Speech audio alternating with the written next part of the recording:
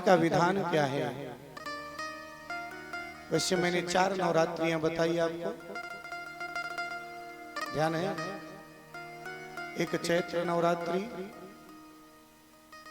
एक नवरात्रि आश्विन महीने की नवरात्रि, एक नवरात्रि माघ महीने में आती है और एक नवरात्रि कुंवार महीने में, वो आषाढ़ महीने में आती है। तो कहते हैं नवरात्रि में बहुत से लोग 9 दिन व्रत रहते हैं।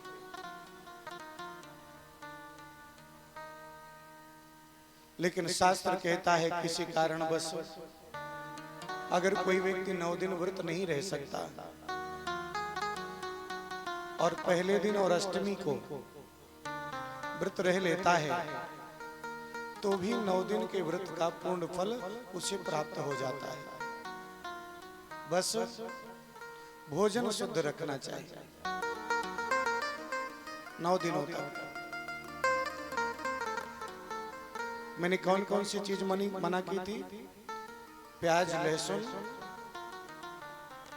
बैगन, उड़द, मसूर दाल और हींग, इतनी चीजें नवरात्रि में नहीं खाना चाहिए।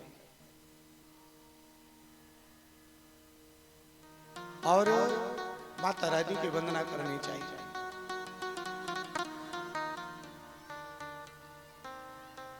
एक बात और होती है,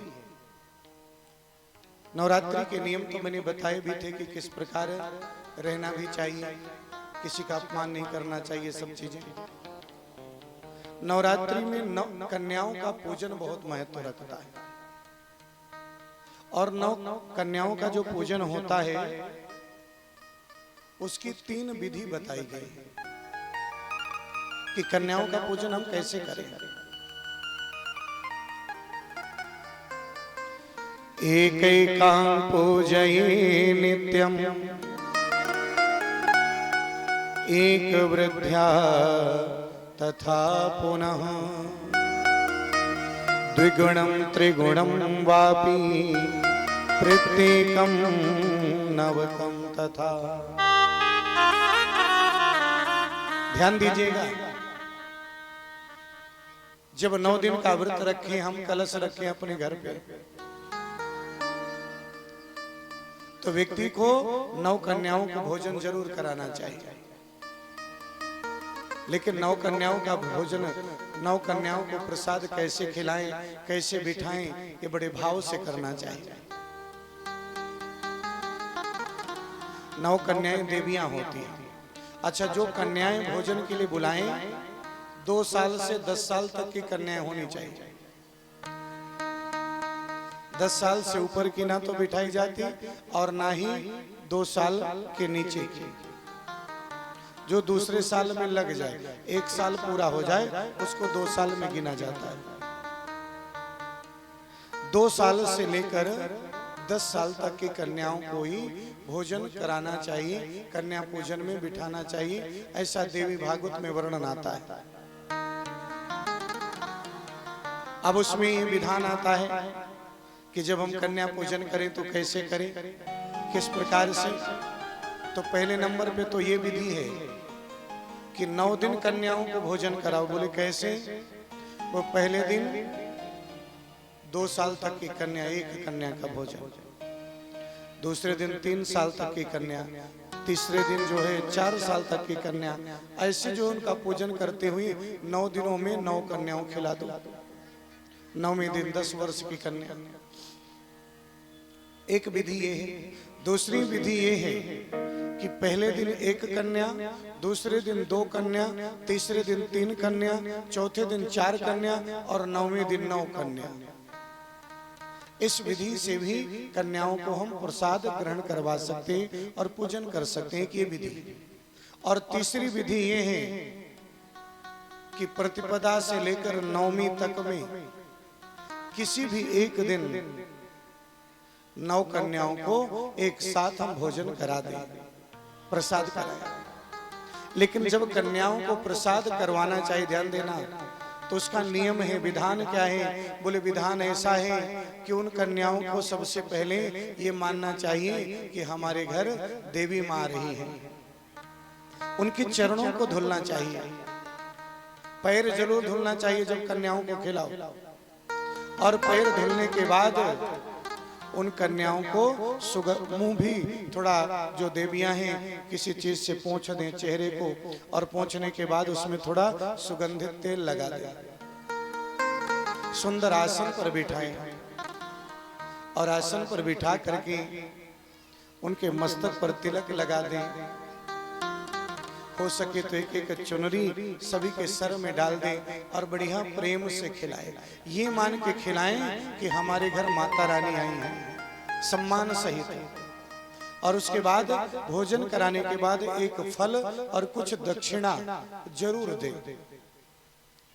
बिना दक्षिणा के, ध्यान देना, कोई भी यज्ञ पूर्ण नहीं होता। कन्याओं को भोजन भी कराओ, उसके बाद एक फल और कुछ दक्षिणा जरूर देनी चाहिए। और दक्षिणा दे करके उनको सम्मान सहित विदा करें। ध्यान देना। और इस प्रकार जो 9 कन्याओं को भोजन कराता है, उसके जीवन में नवरात्रि का व्रत पूर्ण होता है। कन्याएं कैसी हों? 9 कन्याओं में जिन कन्याओं का वर्ण करना चाहिए, उन कन्याओं के अंग कटे फटे ना हो, ऐसी कन्या को ही भोजन कराना चाहिए। भोजन कराने में ये नहीं देखना चाहिए कि कौन सी वर्ण की कन्या है। कन्या चाहे जिस जाति की हो, ध्यान देना, सभी कन्या देवी समान होती हैं, सबका सम्मान करना चाहिए। बोलो जय माता दी। ऐसा देवी भागवत में वर्णन आता है। कन्याएं सभी देवी स्वरूपा होती हैं। लेकिन अष्टमी और नवमी को जो कन्या भोजन कराया जाता है, वो सर्वश्रेष्ठ माना गया है। कि अष्टम्यां च विशेषेण कर्तव्यं पूजनम सदा।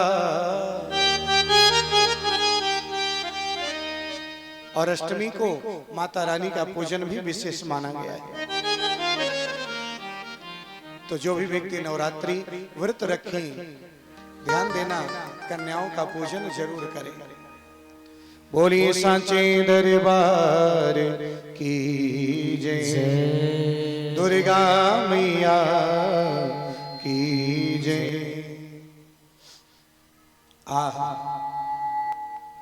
आज मानो बड़े भाव से सूत जी महाराज से शौनकादिक ऋषियों ने नवरात्रि के विधान को बताया। और नवरात्रि के विधान में मैं कई बार कह चुका हूं, 2 दिन से 3 दिन से, कि साथ में नवार्ण मंत्र का जाप सभी को करते रहना चाहिए। जो नवार्ण मंत्र का जाप करता है, उनके जीवन में माता रानी की कृपा जरूर होती है। और ध्यान देना, आज ये कथा 3 जगह चल रही है। जन्मेजय जी ने भी इस कथा को सुना था, इस कथा को शौनकादिक ऋषियों ने भी सुना। और कहते हैं माता रानी की कृपा के विषय में आज उन्होंने, जन्मेजय जी ने भी एक प्रश्न किया कि हम जानना चाहते हैं तीनों देवता किस प्रकार से माता रानी की भक्ति करते हैं। ब्रह्मा, विष्णु और महेश देवी के उस लोक को जानना चाहते हैं जिस लोक में माता रानी निवास करती हैं। और भगवान नारायण के स्वरूप किस विधि से माता रानी की पूजा करते हैं, इस विधि को भी सुनना चाहते हैं। और जैसे बड़े भाव से प्रश्न किया, जो मानो देवी भागवत में उसका बड़ा सुंदर वर्णन किया गया है।